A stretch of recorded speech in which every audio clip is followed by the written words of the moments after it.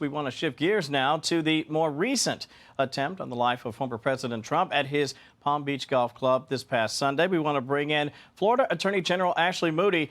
Great to have you with us, Attorney General. I just want to begin by asking you to react to this bit of sound. This is from Jim Jordan, the House Judiciary Committee chair. He was on America Reports, and he was talking about how this should not have gotten to this place at this point. Listen to what he had to say. It seems to me the paradigm shift should have taken place before Sunday, before the attack or the attempted assassination attempt on President Trump down in Palm Beach. So I don't know if there's a whole lot of confidence here in what's going now. The agents, the president is right, I think, to commend the agents who have been working hard for him. We understand that. But like so many of these agencies in D.C., it's not the guys on the ground, it's the people at the top of the problem. Two-part question. One, what, if anything, have you learned so far about what the hell happened? And two, where are we with respect to the investigation tonight?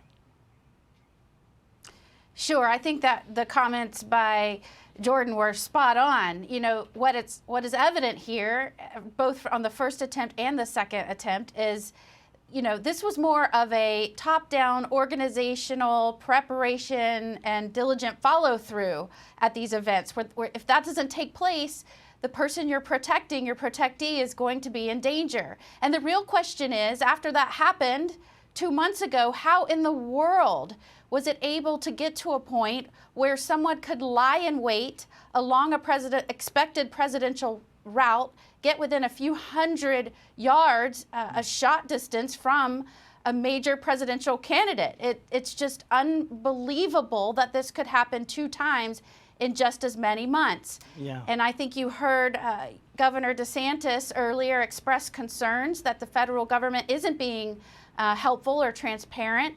And, you know, that's not certainly what we want to hear in leading up this investigation, but it's definitely not what the American people want to hear after what we have seen over the last few months. Yeah, well put. I have about 30 seconds left. I want to share this headline very quickly. This is from from the Washington Post, and more or less they're suggesting that the DeSantis probe into the possible Trump assassination attempt raises concern. They say some legal experts and political analysts say the unusual step by a governor to try to run a parallel investigation into a matter of national security amounts to nothing more than political grandstanding that could cause confusion rather than help. That sounds pretty political and less legal. 30 seconds. What say you?